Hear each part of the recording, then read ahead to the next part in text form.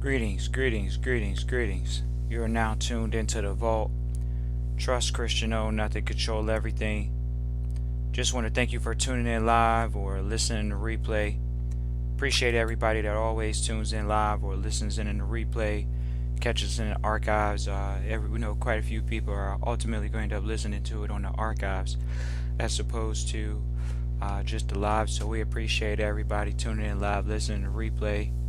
This is the Vault, episode 272, U.S. Debt Restructuring Demonetization. Definitely wanted to do an episode today. We've had this question come up more in some of our wealthier environments, but as a player in debt, we want to talk about that today. So this is the Vault, episode 272, U.S. Debt Restructuring Demonetization. And this was a very easy thing to look at, just looking at some numbers. And when you look at the debt, people, saying that they're going to that the debt is at unsustainable levels. So when you see, people in the public that are on TV, that are on broadcasting stations in general, whether it's YouTube. Uh, Appreciate Memphis, Tennessee for tuning in live, listening to replay. Definitely appreciate Memphis, Tennessee. Feel free to drop in where you're listening live or in the replay from always. It's just something for people to even go back and listen and see where people are listening in live from or in the replay. So just always feel free to drop your city and your state or what country you're calling in from. It's always good. We know we have pop-up episodes, so people are just always ready wherever it's going on. So the U.S. debt restructuring is something that, when people talk about the word trillions, there's a generation where, if you're the under 20 crew, about, they know about trillions, where people that are over 25, 30, 40, 50 plus, at 2020, they really have little perspective on what trillions are. They're the new billion for those people that are in up. So appreciate Philadelphia, Pennsylvania for tuning in live. We got Philadelphia, Pennsylvania tuning in live, listening to replay. So when you talk about, trillions and how people are saying that the levels are unsustainable, it's interesting to see how the marketplace wants people to label is the current debt ceiling. It's being raised every year. It has been pushed forward for years and years and years, and let's just say they renew it every year in the States. Other countries, they've stopped renewing it. There are countries that don't always renew their debt ceiling. And so we want to talk about what a demonetization looks like. We want to talk about if you ever were to experience anything, this is how traditionally it is going to look. And so we're going to address today what it looks like. And so what it looks like, ladies and gentlemen, as far as a demonetization, is a case that happened in India about probably by 2016, maybe 17. We'll look it up for you guys. But it's an India demonetization. And they demonetized their money, which basically means, and we're going to quote what they said because it's better to get it from the actual source. And this is Indian government, wherever. So the Indian government in 2016, this was around American election time, so November in 2016, India announced the demonetization of all $500 and $1,000 banknotes of Mahatma Gandhi series. Okay, so let's just say in America and the States, they demonetized what would be the current, like say they wanted to eliminate a $20 bill. They wanted to eliminate the 50. They were like, we're going to eliminate 50s. And we're going to eliminate $20 bills. So you only have ones, tens, fives, twos that are still in circulation, and $100 bills. So they just took out 20s and 50s. And so this is an example of what a demonetization can look like in the United States. When people talk about there being a readjustment to a debt ceiling of, oh well, they have to do something, the government has to cut the spending. They just keep spending and spending and spending. Now no one in their personal capacity can do this. Well, how is it that business is defying the odds? A government is still a form of a business. How can it continue to hemorrhage cash? It can't.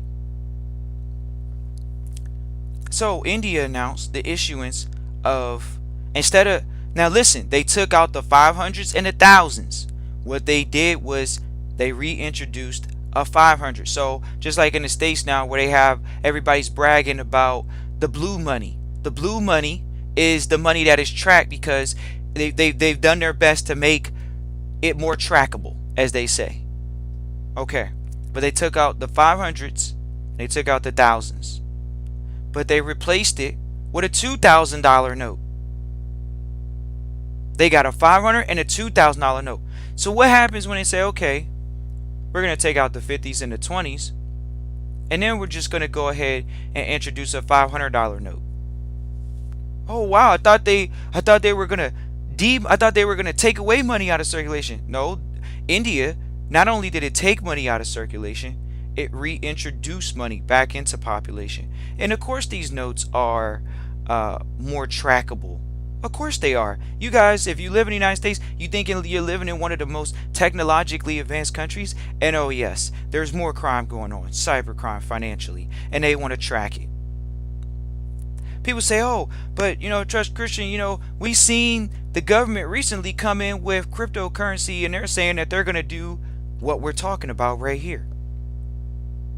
Oh, everybody, this is a so-called a thought that's being permeated through the net, is that people only want cyber money, or people prefer cyber money, internet money. They don't prefer hard, dirty cash anymore because it tracks germs and you can get sick from touching it. Okay, but then you have cultures that are profaning the money by holding it next to their ear.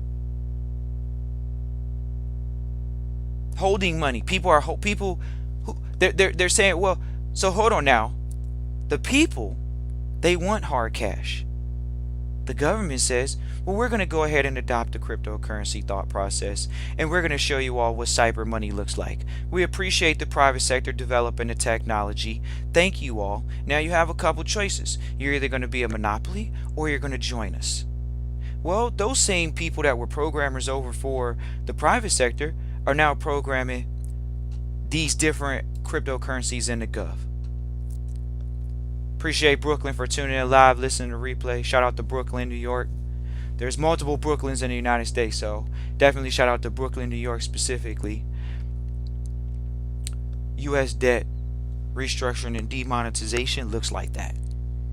People say, oh, the debt's getting out of control. It's unsustainable. This is the terms that they're using on public media stations.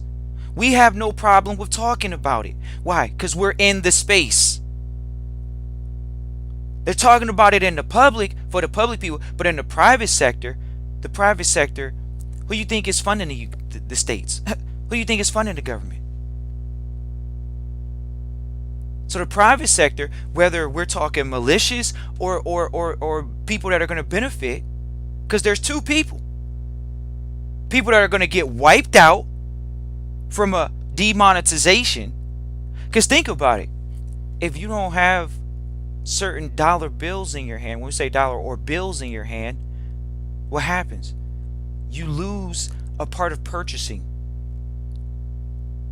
Those numbers, we would like to think, weren't thought out of thin air. If they were, so what?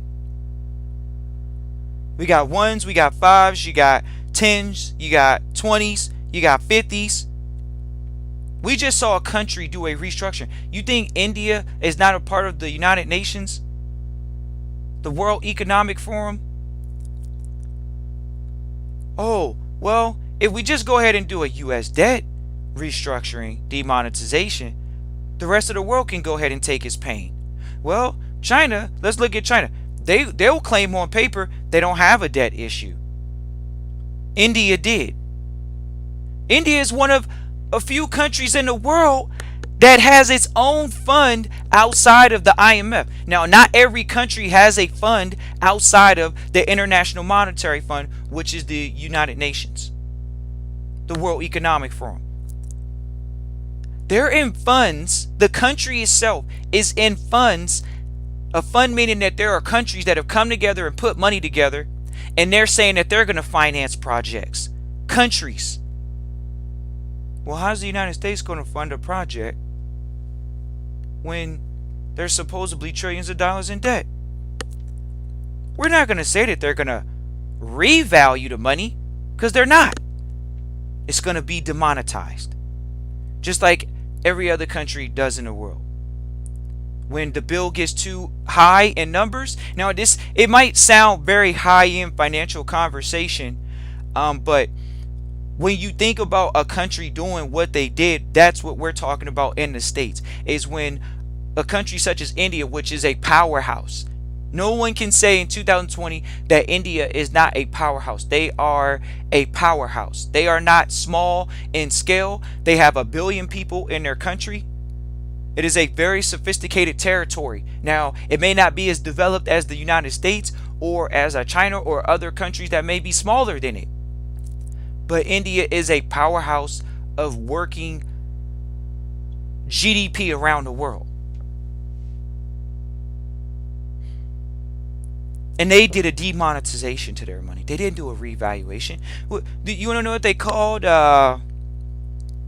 What they called money in their country is what was I going to say? India. Oh yeah, India said that they had too much black money in the market. They had too much black money in the market. I mean, you almost could say that means untrackable money. They reintroduced the 500.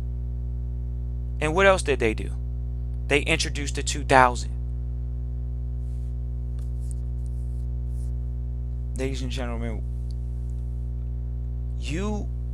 we would like to all be prepared for anything. So this is a conversation we're okay with having in the private sector, because we understand how world economics trickle around to each other. This is not an abnormal term in the financial environment, which is a demonetization. This has happened to other countries such as Zimbabwe more recently, and there will be many other countries that will, when we talk about debt, U.S. debt, restructuring, demonetization, we're talking about there possibly being a demonetization of the money, which means they eliminate excuse us, not dollar bills, but bills into circulation. You'll see more blue money, and then you'll just see a more push for a digital currency. That is the next decade push of marketing right now, which is digital currency. It has been for about 4 or 5 years. It's actually kept track, kept steam, and the quote-unquote U.S. has said we're going to issue a U.S. Digital coin. Wow, really? How can you issue a coin? I thought y'all was in debt. How y'all issuing coins? Hold on, what type of coin are you talking about? First of all, what is it tied to? Is it tied to the current debt that you say you have going through the corporation? Is it the current debt that's in trillions? What, are they going to issue 1 trillion coins? Oh no, we might see a demonetization where dollar bills just get eliminated. You don't need that bill anymore. We're going to go ahead and make sure that you're utilizing digital currency. That's where it's trackable. Our reasoning behind this thought process is that it's trackable. Oh, you forgot about that part. You thought that it was the government trying to get rid of its debt. But then on the back end of that, they made it more trackable for when people try to steal. Because India said it was too much black money in the market. Now, do you think other countries such as India, other more developed countries, are not looking for ways to detect this type of stuff that's going on? Of course they are. Everybody needs to beef up cybersecurity right now. The United States they almost look like they had their pants down in the past few elections. Oh wow, we think there's Russian interference. How can you address that? You guys don't have a sophisticated enough system to not let another country hack your system? Well, everything's hackable. Right, we heard that one before. Everything is hackable, but you guys are the top line of defense, and You have hinted at penetration of weakness. Oh, well, where there's chaos, there has to bring order. So we're going to make sure that we move over to this crypto, digital, coin type thought process.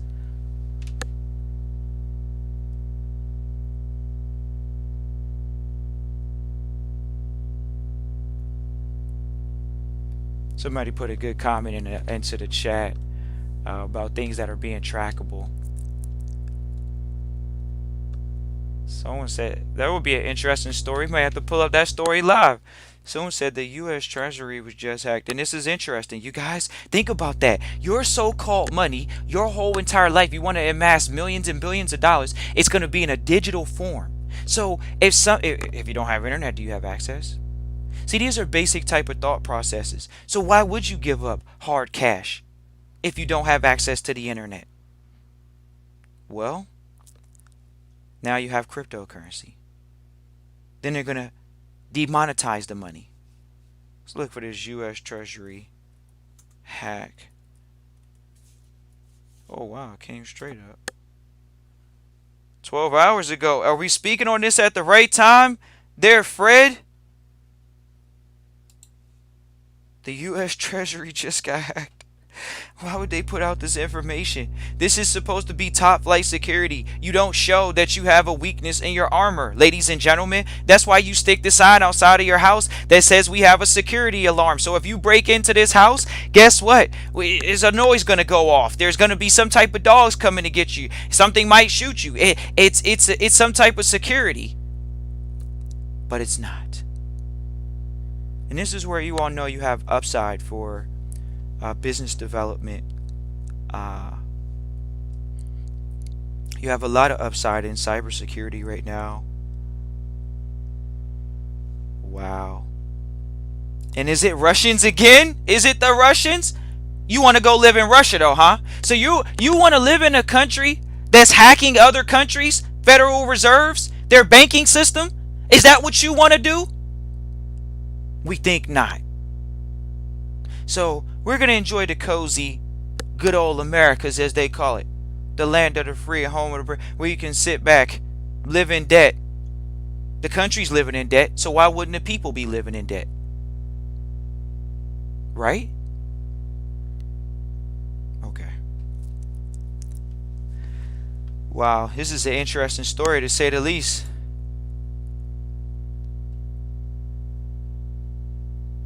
We're just doing our best to skim over this story. Appreciate you, Fred, for bringing that story to our attention.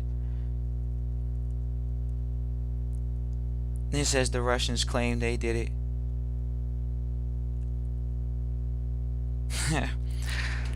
Interesting comments in the chat. Appreciate the comments always in the chat. This is...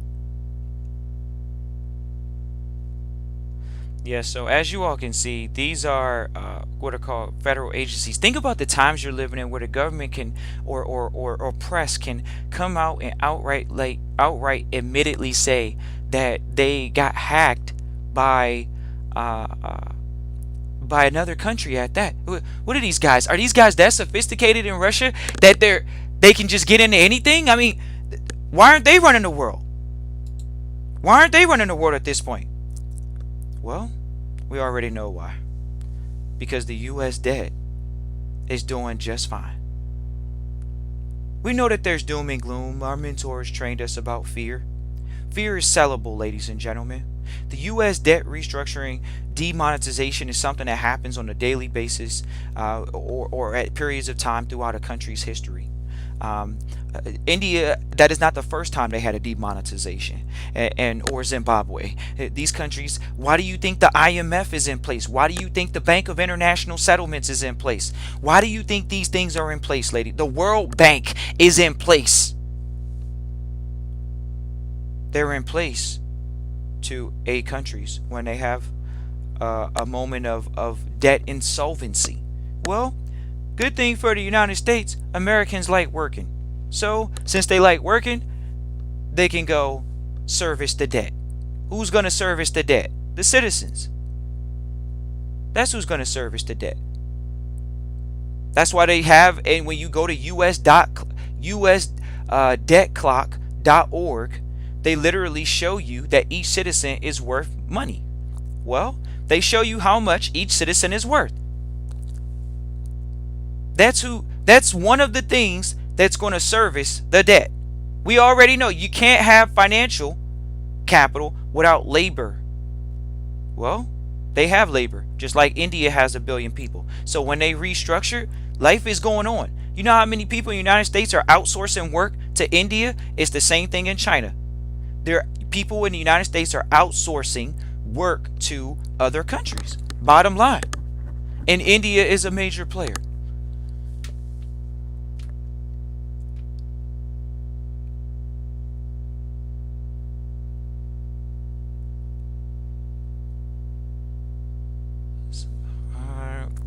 U.S. debt restructuring, demonetization. That allows people to create a thing called leverage. So right now, is the world out leveraged? Is the United States out leveraged? The United States is not out leveraged, ladies and gentlemen. You need to go look at the GDP for the United States last year. GDP is it says gross domestic product. Well, who do you think is the product of the United States? It's people, it's citizens. So and someone else just typed in the chat more legislative policies that show you why the gov is a business. They need to give a minimum wage to their citizens. You don't think that? So if they're willing to say, look, we're in debt, we're not going to restructure, we're just going to demonetize, we're going to make sure that each citizen's getting a minimum. That's it. We wanted to do this episode because so many people in the public are talking in fear. They're talking in the whole thought process of, that the debt is bad, it's unsustainable. These are the terms that we've heard. People are trying to make you create an arbitrage in gold and silver and insurance policies. What else are they telling people? Do real estate. It's like, well, what do you think is tied to the real estate? People working. If people can't work, they can't. If people don't, people got to have somewhere to live. And at the end of the day, that's why they got to give you a minimum wage, because it's not just labor markets now, it's the housing market. People say, oh, the U.S. market is going to go down for housing. And well, first of all, if the house goes up, that means you have more to pay on the mortgage if you have a mortgage. When we say it goes up, it means like if you were looking at a house, 5 years ago and it was $1 million and now it's $5 million, it went up. So people want their house to go up in value. They want the properties to go up in value, their areas to go up in value. But then they think that, oh, well, I shouldn't have to pay a bigger mortgage the next house I get if you go in that route. The market's supposed to go up, which it has. Unemployment means people were making money. When people were, at a low unemployment rate, people were making money. The debt was being satisfied.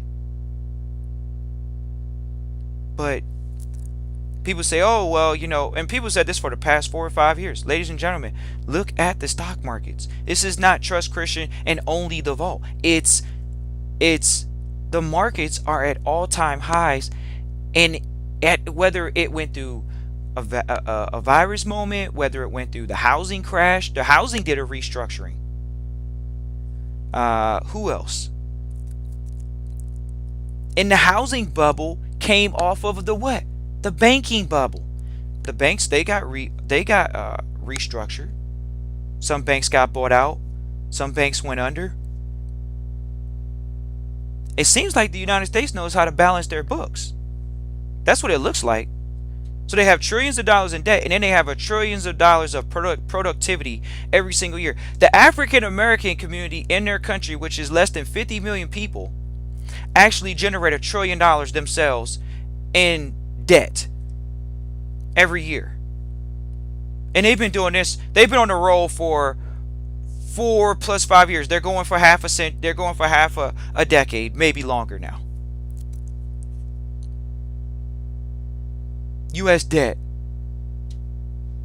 restructuring, demonetization. That's what it looks like. It looks like just a change of dollar bills. Bills. We don't want to keep calling them dollar bills, but bills, because it's really, that's what it is. It may not be a dollar. It could be, they could completely take something out of circulation. It's like them taking change out of circulation. There'll never be any more change in the circulation. We've heard this cryptocurrency thought process for so long, and we're like, okay, so why do they still have pennies? Why do they still have nickels and dimes? They don't even have real nickel in a nickel. They don't have copper inside of the penny, but they still have a penny, because it's a representation of monetary value. So until there is a demonetization of that instrument, which means getting rid of it, pretty much they utilize that in their monetary system. And it seems like they're balancing their books pretty well right now. If you all can look at GDP, you all can Google it. We see what GDP was last year for 2019. This is important information that everybody should know.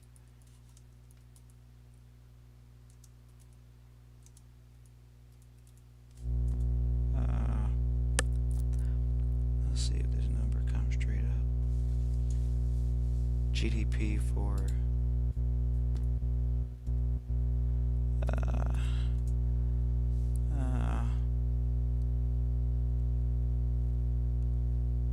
wow, it's supposed to be coming up easy. Oh, okay, cool. Bad stuff. $21 trillion. So even though they say, oh, well, you know, they have trillions of dollars in debt, it says last year they generated $21 trillion in output.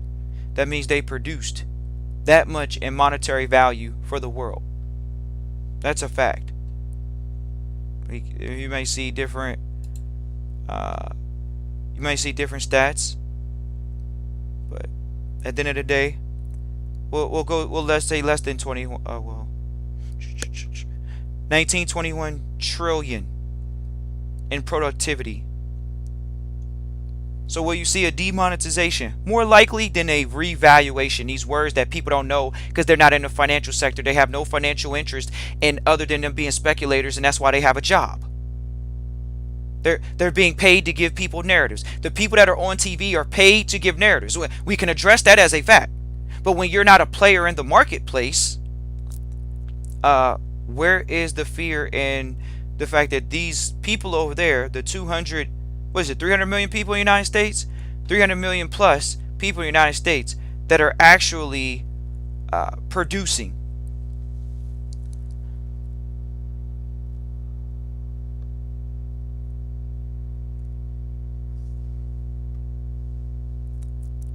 So we appreciate everybody for tuning in live, listening to replay. Feel free to type any questions that you have into the chat about the U.S. debt restructuring, demonetization topic today. This is something that we really want to do, just really inspired to do it, because we have quite a few people that are in our sector that talk about the U.S. debt, whereas on the public side, you know, they're talking about it from go, you got to hoard this and hoard that. No, you got to learn how money works. Point blank, period. And clearly, they have enough output to service their debt. Bottom line, we could go find out what the debt clock is. Let's see what the debt clock is as of right now.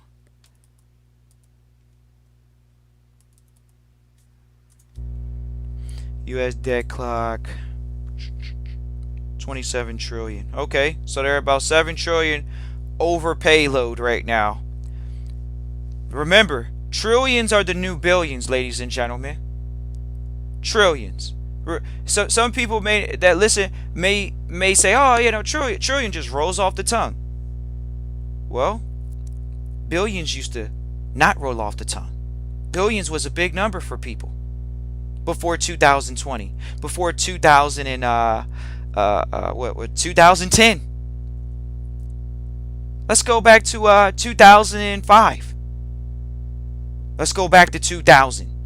When did we get introduced to the billion-dollar thought process? People got introduced to the billion-dollar thought process when the tech companies came out and they started getting billion-dollar valuations. Some of them went under. But that's the bottom line. The tech companies. Who's holding up America right now? Fang, Facebook, Amazon, Apple, Netflix, Google, FANG is holding up the United States. It's reported that they generated over 25% of the profits in the indexes, going back up right now. Small and medium businesses, the restaurants, they're pretty pissed off right now. Local bars are pretty pissed off right now. And this is for the safety of humanity, ladies and gentlemen. But FANG's getting richer. Is your family estate, is your private family estate getting richer?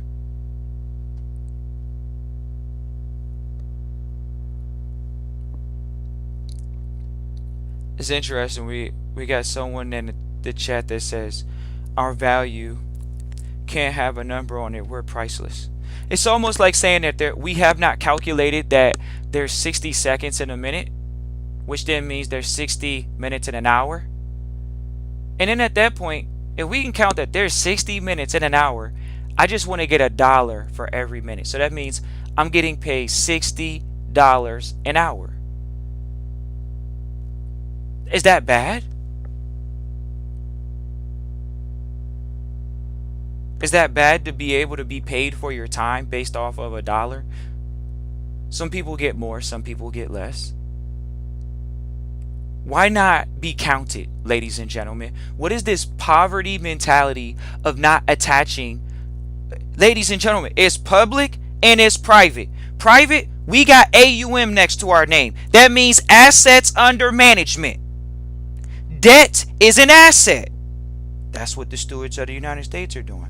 They're stewarding debt. They're being a trustee over debt. Are they doing a good job? Ladies and gentlemen, we've addressed in this issue, and they're actually on the cutting edge because they're going to introduce a U.S. digital currency, right? Isn't that what people want? Aren't you invested in Bitcoin? What do you think is going to drive the Bitcoin market? Oh, we're sure everybody is going to go get a full Bitcoin.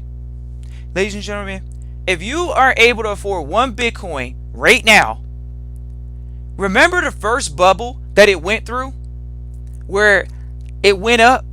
People had, ladies and gentlemen, we knew people at the vault that had hundreds. You want us to repeat it? Hundreds. We knew people that had thousands. You don't even want to know how many thousands that we knew had it. We went to the Bitcoin conference in Miami 2 years ago. Just 2 years ago, it was at what? 16K, 20K, right? They had hundreds. They were walking around. Their suits were clean. I mean, it was crazy. It was like a video game conference for the Bitcoin conference. It was like a video game conference. They got people walking around in different outfits, and they're giving out energy drinks and all this good stuff. Oh, okay. Did they have the conference last year? What about the year before?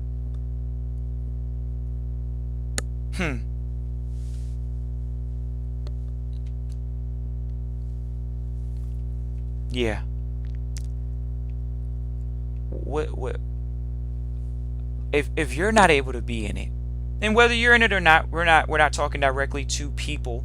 We're speaking in general of who is holding the majority of the Bitcoin. We knew people that had hundreds, we knew people that had thousands, and guess what? They don't have any more. They're all out. I mean, this could have been one of the biggest Ponzi schemes. And people, I mean, you don't want to know how bad some people's lives are right now because of that bubble. I mean, it was a wave where we saw people that were working at like car manufacturing plant, like, oh, I work at the car manufacturing plant, and I made $30,000 this year. I made $70,000 real quick holding Bitcoin. You're like, oh my gosh, this person, they know nothing. They know nothing to do with the money because they were unsophisticated investors. Think about how many people are putting their livelihood into this right now. I gotta get in there before it gets out of control, honey. I gotta get in there right now, honey. Honey, we need to get in right now. Hold on. This one asset that's been around, we're not even gonna classify it as an asset. This one business that's been around for a period of time has skyrocketed. You've seen, if you look at it historically, it's very volatile. It's very bubblish because it had a bubble. Hold on. Did the Apple stock do that?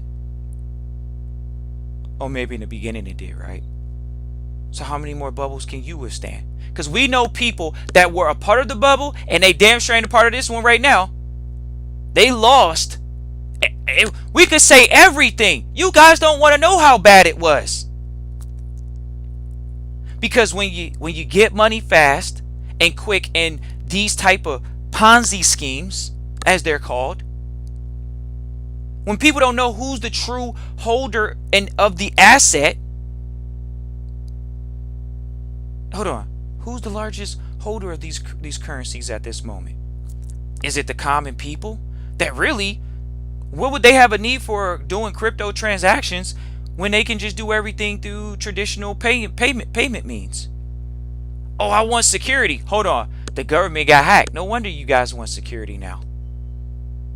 Okay. You guys want security. The common people aren't complaining about security. Oh, they are complaining about identity theft that the banks got bailed out of for doing that. They got bailed out. Not only did they get bailed out by the gov because they had some money to give to the banks to keep them going. Remember, the bubble was because of the banks. They got bailed out. Well, who do you think just bailed out the cryptocurrencies again? No way, Trust Christian. The government's bailed out the... Ladies and gentlemen, who do you think runs institutional money? They got regulations on institutions. Did you go see who's the largest holder of Bitcoin yet? Oh, I can't see that. It's private. Bullshit. You thought you was that slick to say that to somebody that's in a financial environment that knows that the coins have to be reported somewhere. But they're trying to create a what? An exchange. That means they're going to have to report. But that's not the purpose of it. How are they introducing the US digital coin? Clearly, they're going to give you financial and monetary security. We could go into the next 30 minutes and spend how to stay private and never be a part of that system. Because that's what trustees listen to this podcast for. We have trustees that listen to this podcast, to the live streams, to the replays. They want to talk about these topics. These are topics that we do talk about in our sector. Of course, this is an important topic. Why? Because we see the public news spewing out fear every single day. They got people hooked like addicts. Certain people have been painting doom and gloom for how many years? These people have made millions of dollars off of books. The crash is coming. The crash is coming. The crash was 2 fucking months. The market's been up since June. What are you talking about? And this isn't what. So when these guys are spewing the internet BS of, oh, the market's gonna tank, the market's gonna tank. Hey, listen up, MFer. The market's at all-time highs as you're saying that. And when you said that years ago, guess what? The market has surpassed those levels and is back at what? All-time highs. So how are we at this position right now where someone can sit here and say, well, Trust Christian, just wanted to, bring it to you all's attention that, the fear that you guys are talking about, it's not really as bad as people are saying it is. But guess what? These guys are making millions of dollars sitting on the internet with media and ratings and things of that nature. Of course they are. They're sitting on the internet with media and ratings, and they're spewing fear out to people. Telling people, hey, guess what? That the market's going to tank. Go get yourself some gold and silver. Go do this. Go do that. Are you serious? That's where we are nowadays, ladies and gentlemen, where the U.S. debt restructuring and demonetization is more appropriate for the term.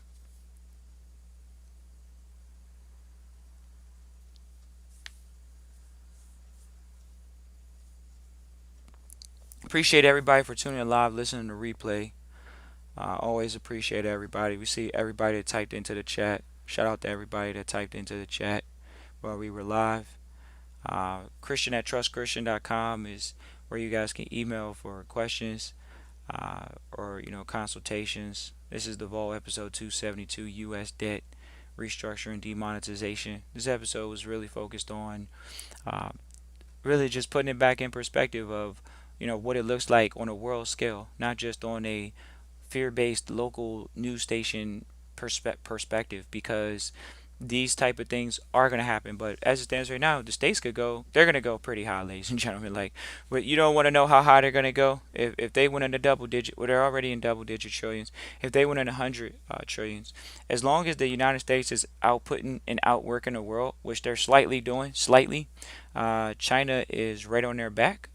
Um, as far as like growth rate, not just numbers, but growth rate. China's not second.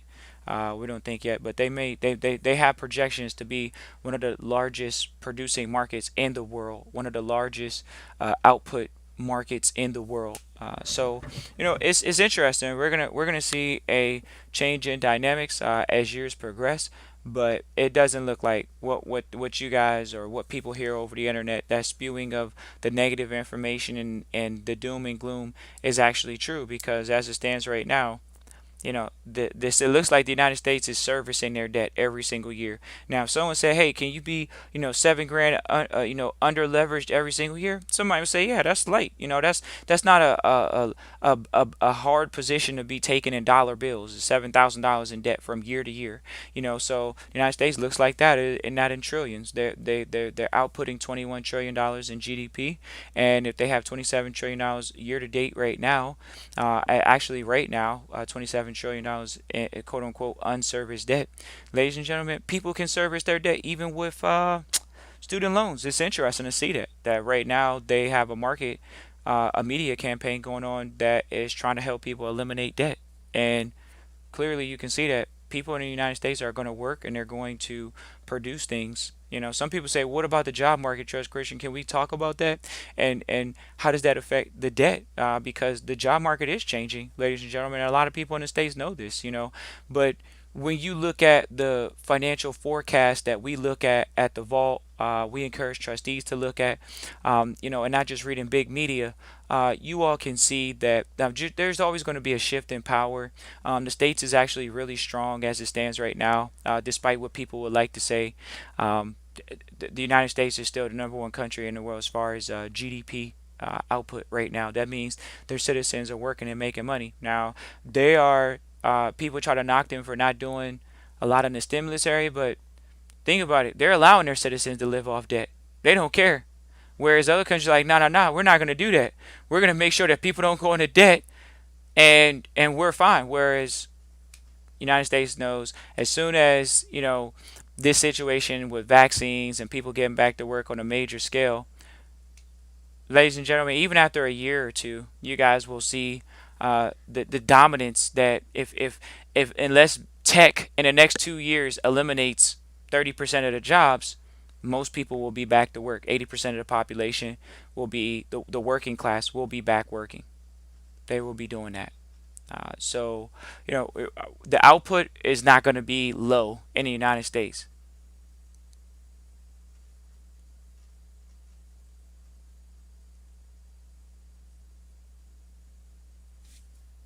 Hold on 1 second, ladies and gentlemen. Somebody asked a question in the chat about.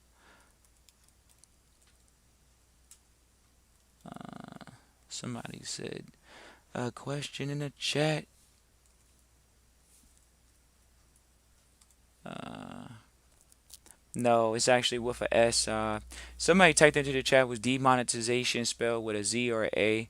And this is interesting because it just gets into language, which is dealing with are you saying it a proper English way? India still was taken over by British Crown rule, so they speak English in India. And so it's one of those things that if you type it into Google, Google obviously is going to give it to you more of a standard English way, but there may be other cultures that may use a Z. At the end of the day, the S is what we know that India has purported and what any country traditionally is going to purport in. But at the end of the day, if it's a slight, if there's a slight difference in that, we already understand that that's a phonetic difference that another country that may not use standard English may utilize. So they may actually have a Z involved in uh, their situation of spelling the word demonetization. But at the end of the day, standard English will usually be with an S. So appreciate everybody for tuning in live, listen to replay. Feel free to share with your friends. And look forward to hearing from you all. Christian at trustchristian.com with a consultation or trustee training. Peace.